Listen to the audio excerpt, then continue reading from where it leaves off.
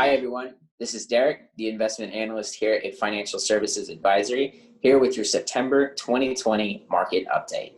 In this update, we're going to discuss the upcoming presidential election on November 3rd.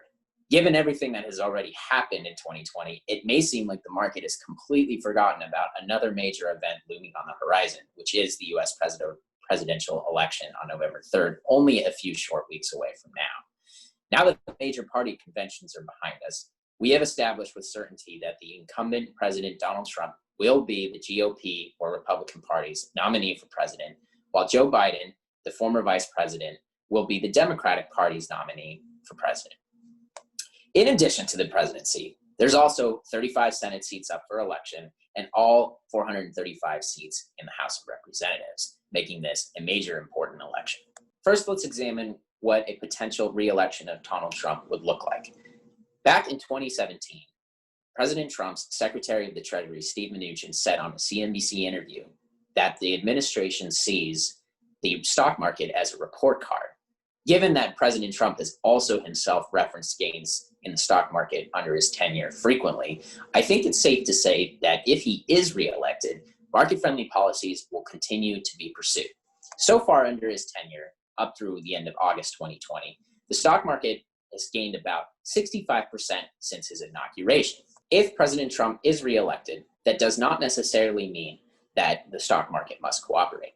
One must look no further than former Republican President George W. Bush, who saw his second term witness a stock market decline of about 26%, leading into the great financial crisis. Now let's take a look at what a Biden administration might look like for the stock market.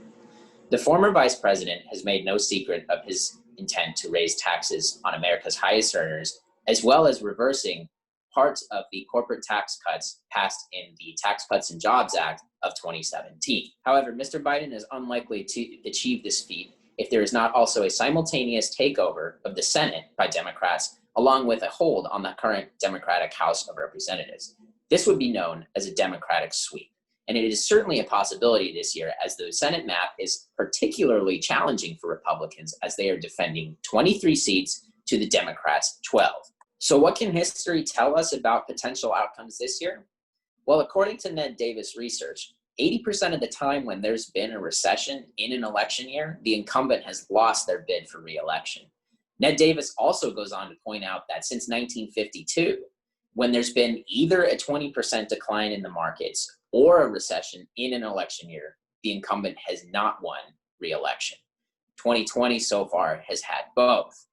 However, Mr. Trump surprised us once before in 2016, and 2020 has been anything but normal, so any outcome certainly is a possibility. Looking at historic election year data on the stock market, it has been when a Republican president is up for re-election in which the market moves the most. This is both up and down. If President Trump does lose his re-election bid to former Vice President Biden, it will be the first time since 1992 in which an incumbent, regardless of party, loses their re-election bid. That means that there's an entire generation of investors out there who have not navigated a scenario in which an incumbent has lost their re-election bid. This could potentially increase stock market volatility. Regardless of how the market decides to act to whatever outcome happens on November 3rd, the FSA safety nets stand ready in the event that the market decides to sell off. We will exit based on our process and avoid the choppy waters. However, if the market decides to rally into the year end, we stand ready to benefit from that as well. For your September 2020 market update, this has been Derek with FSA. Please reach out to us with any questions at questions@fsainvest.com. Thank you, and speak to you next time.